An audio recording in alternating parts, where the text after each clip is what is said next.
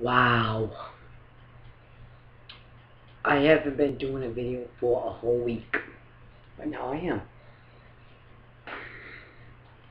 I am still the Wrestling Fortune champ. I can't fucking find my belt. But that's okay. But when was the last time I sat down and did a RAW review? When was the last time I sat down and made a video? The reason why is because I've been on vacation, and that's pretty much why. So let me just get on with the RAW review. Now this RAW was fairly decent. I did enjoy some of it. Some of it I didn't enjoy. But let's get on with RAW. So we have Jerry the King Lawler. They're showing the footage from last week. It shows what Jerry the King Lawler tweeted. He gets up, grabs a mic. He said that he apologized to CM Punk, and he's demanded an apology from CM Punk after his actions last week. Then Punk comes out. He says that he does apologize. He calls and he says that he beat up pretty much like a bunch of nobodies in where was he? Memphis. He beat up a bunch of, and he's never held a WWE championship. That he's pretty much a 14-year-old joke. And that he's when he was in WrestleMania, he lost to Michael Cole. So Punk says that you want to fight me, and because I can see it in your eyes, but you know I'm just going to beat you up anyway. So you're either going to go up a beaten mess, or you're going to leave the guy who chickened out against CM Punk. Then Jerry the King Lawler says he'll think about it, and it just kind of ends. Good promo by Punk. This actually is showing how much of a heel he can be. Like I thought, like last week was definitely a big game. I think this is why they're doing this Lawler segment, to show that CM Punk is heel. He finally is a full-blown heel. But then we get on with another match. We have Jack Swagger versus Ryback. It was a squash match, pretty much. It wasn't really anything special. He just hit his finishing move. That was pretty much it. So it was pretty much shit. Then we have Natalya versus Layla. Vicky Whale comes out and says that she has to make like an announcement, so she tells him to hurry up. They finished the match with Layla kicking Natalya in the back of the head. It went longer than I thought it was going to go. Then Vicky comes in the ring. She is upset that she made Dolph defend the Money in the Bank briefcase. Says that Raw should be won by Vicky. AJ comes down to the ring, and she pretty much comes down and says, and just bitch slaps Vicky and pounds the shit out of her. And then it was just kind of over. I guess maybe they're building up against an AJ versus Vicky Guerrero feud or something like that. I don't know. But yeah, that was something special.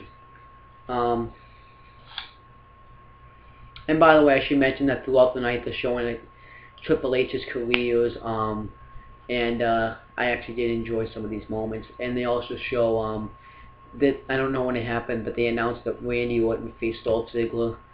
So yeah. Then we have Daniel Bryan anger management classes. Now, this could have been ridiculous. I thought this was just going to be an absolute joke, but I actually enjoyed this. You see, at least I think the reason they're doing this is because they don't really know what they're doing with Bryan. But Bryan actually makes this work. He says that he doesn't really need to be in the anger management classes. And then the doctor, I don't remember his name, says that he has another classmate, I guess, coming. And then a kid walks in the door with a mask that's a goat, with a goat mask. So he's like goat face. He's like, I'm not a goat face. I am handsome. Then the doctor says that this is his son. He's doing like a school play.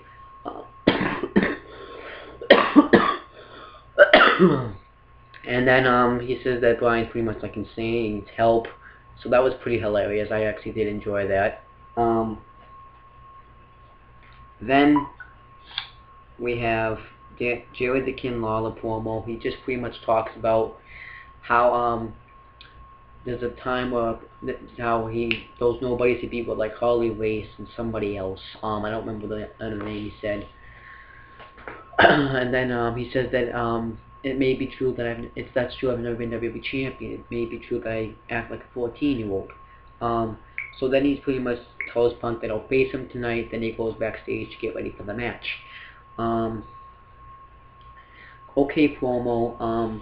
Then we have John Cena versus The Miz. And they also, this match was okay. I'm going to say that. It was okay. But the thing I didn't really like about it was, well, I liked it. It was just not as good as the other matches they've had. They've had better matches. But, they had an okay match. Miz did like a walk bomb, like a sit-down power bomb or something like that. It wasn't like, it was like a sit-down walk bomb, pretty much. Then Cena ends up getting to the 5 moves and they give Miz the FU and wins the match. So it was an okay match. Just, I've seen better matches out of these two, and they should have upped it maybe a little bit more. Now it's Daniel Bryan, the Anger Management Classes Part 2. Now this was pretty funny. Harold, a guy named Harold, is upset that his boss is getting credit for all the work that he's doing, and Daniel Bryan's like, who cares? My boss is my ex-girlfriend / fiance, and she left me in the way of the altar, and she's making me go against a psychotic monster named Kane. And he just pretty much says that everything he did made him do. Then Kane. Then we have the other person, that member, I guess, in the anger management class, and it was Kane. And then he says, and then he just sits down, and then then Daniel Bryan's like, "Are you serious? No, no." So and then that was pretty good. Then we have Heath Slater versus Santino. Shit. This was shit. Absolute shit. In the match, Cena ended up coming down, and the Cole was like, I guess here not. I like this storyline. I guess that if it's trying to make it look like a storyline, don't do this.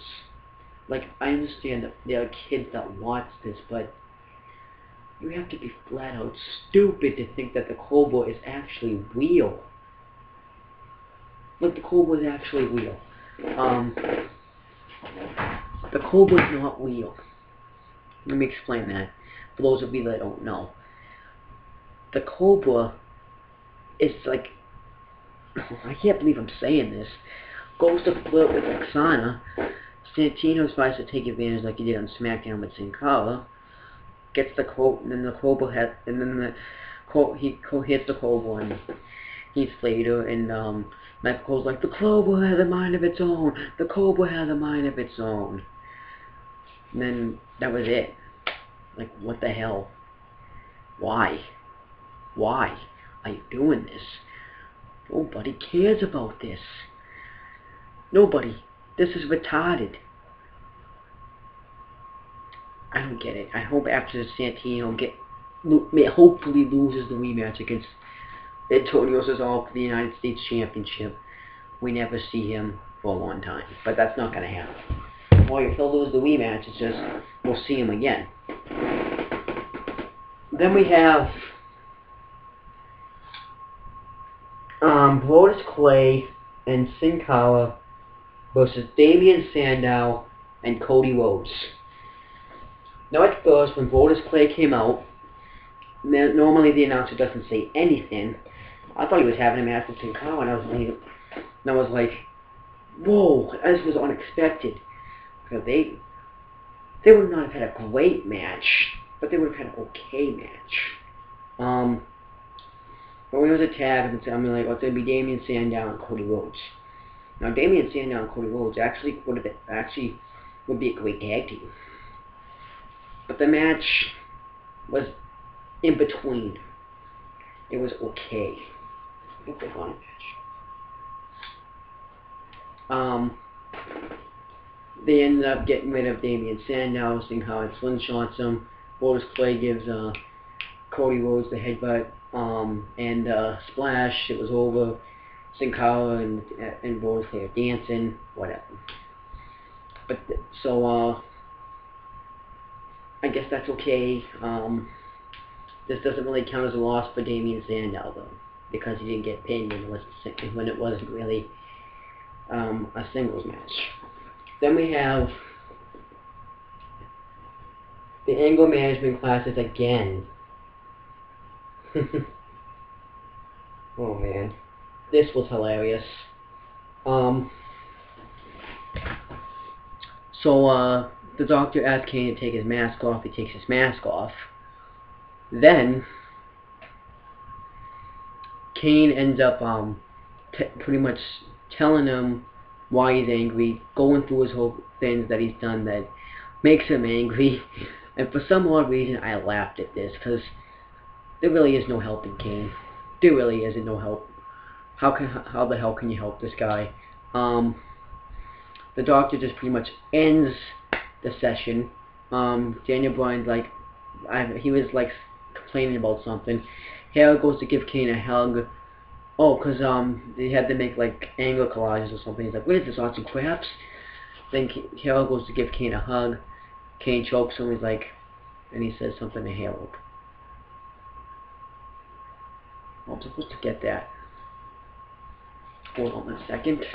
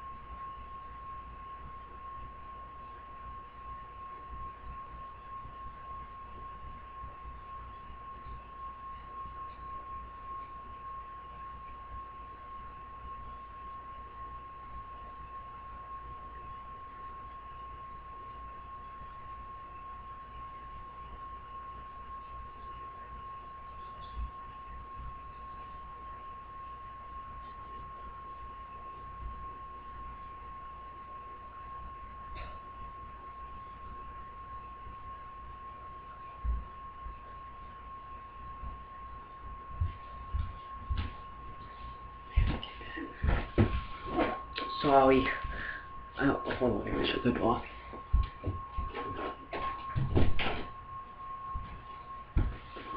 That's something important to do. So yeah, I was on, but yeah, then Kane, he said something to Harold. Then we have R-Truth versus Daniel Bryan. Then the match wasn't really that good. R-Truth saying, "Hey Milwaukee," and then Daniel Bryan, they start going yes, and Bryan goes no, he gets in it with a fan. Truth wins by count out, and Daniel Bryan just completely flips out. I guess that was okay. I don't really know why it happened. But yeah, whatever. Then we have Game Over. Now this was the highlight of the show. This felt real to me. It felt emotional. Triple H comes out, and Triple H is wondering if there's a point in time when you hit the crossroads, should you retire or not? And Cody and Triple H is thinking about it. Normally he said Brock Lesnar had him think that. And Triple H says that he wants to come back and he wants to kick Brock Lesnar's ass and have another match and beat him. But Triple H doesn't know if he can do that. And Triple H said that every superstar Triple H says, I just pretty much answered my own question if I don't know. And this was wonderful. He was a great wrestler. If this is, like, he's talking about how, like, he thanks everyone who cared every time he comes to the curtain. Like, this felt real.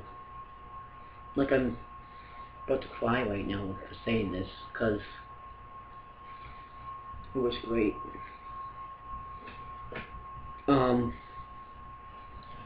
Triple H, if this really is over, he does say thank you, and they all say thank you to him. But if this really is it for Triple H, it's going to be kind of a shame, because we just lost Jericho, Triple H, we're not going to see Brock Lesnar probably for a little while, and Taker's going to be gone. It's a shame. Triple H was such a great wrestler. Sometimes he was a little overpowered, but he had respect for everyone probably in that locker room. Like, I'm not saying this because I know him. It's just it felt like that. Triple H was great on the mic. That's gonna be a big loss if he's gone, unless we're doing this as a storyline. But I don't know. If Triple H really is over, I just gotta say, thank you, Triple H, for everything you've done. Thank you for making me want to watch RAW when it was shit. Thank you for making me want to watch some of these matches. Like, thank you for the matches you put on. You put on fantastic matches. And I'm not saying this because I think this is real. It's just if it is real. But if it isn't real, I won't be disappointed because they could book another Lesnar Triple H match.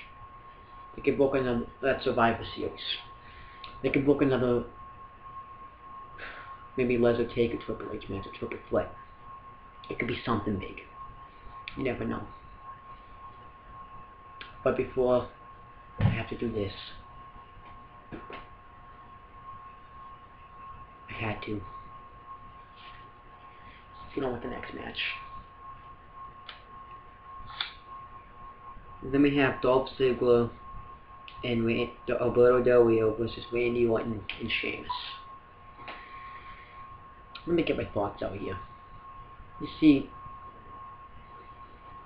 it was hard to get into this match because I just went through that emotional promo with Triple H.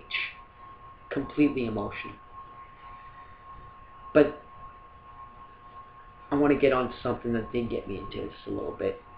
You see, it shows the slam of the week, Jericho losing, gone, the lights go out, and everyone thinks that Jericho's going to come out, and Ziggler's like, I'm here to show the world, and then he pretty much says you're never going to see Chris Jericho again.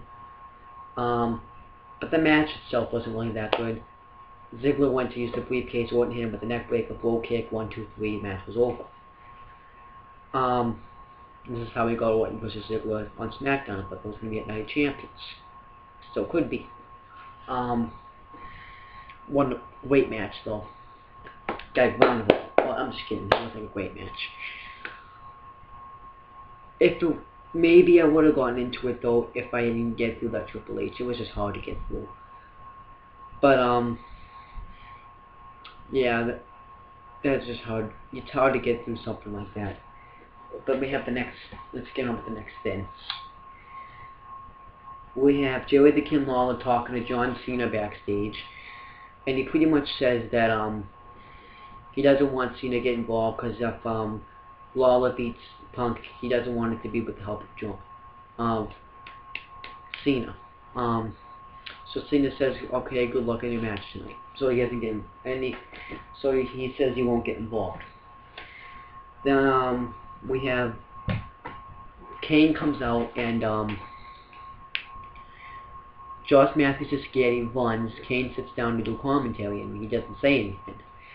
Then we have Zack Ryder versus David Tonga. The match wasn't really anything special, but I bet they wanted to show that Kane didn't get over his anger management issues because after Zack Ryder hit the Rough Rider on David Otunga and won the match, Kane went to choke slam Ryder, then he just choked slam Otunga instead, and I guess they got over it.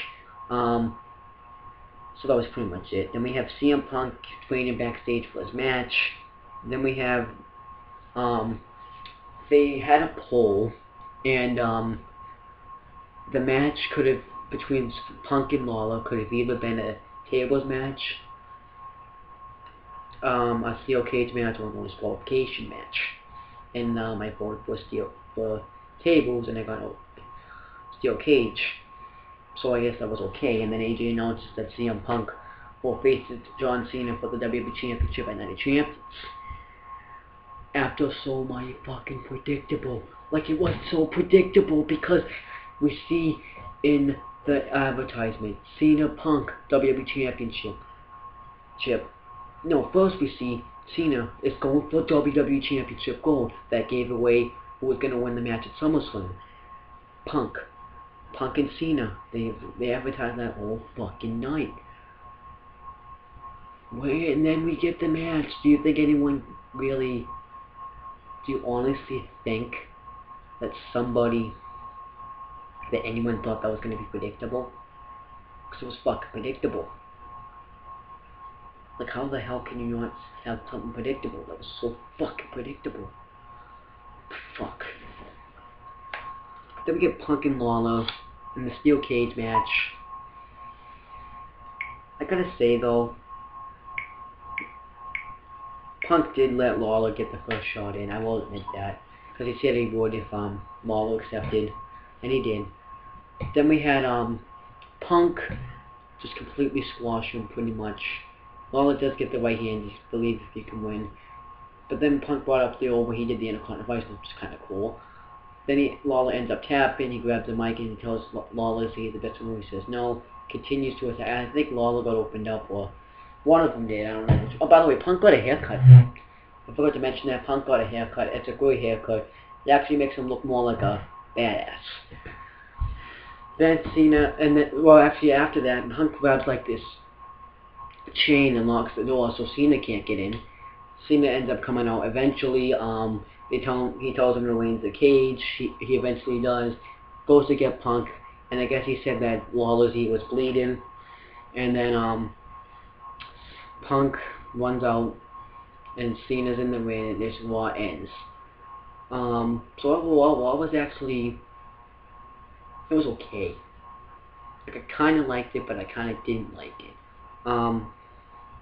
It had some good matches and some bad matches, and it had I liked the anger management things, and the Triple H thing was very. It just wow, that just, yeah, I just, hopefully Triple H's career isn't over. If this is a storyline, that just made it look like Triple H made that look real. The main event was kind of shitty, but it built. I guess they want to have Punk main event because he's the WWE champion. It's just because John Cena's now in the event. But okay, Raw. I would have done something differently. I think it's gonna be a little bit of a loss now that you don't have the Chris Jericho anymore. Triple H, Brock Lesnar. I know Brock Lesnar isn't really gone, but we're not gonna see him for a little bit. We're not gonna see Triple H. And Chris Jericho's now touring with Fozzy, so it's gonna get tough for me to watch, because it's gonna be such a shame we lost all these guys.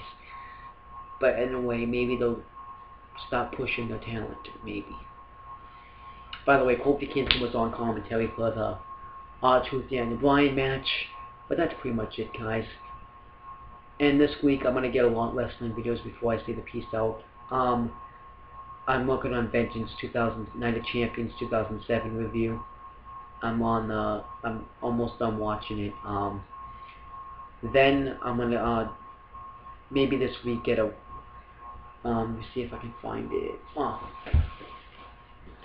I'm gonna get this DVD review out maybe tomorrow.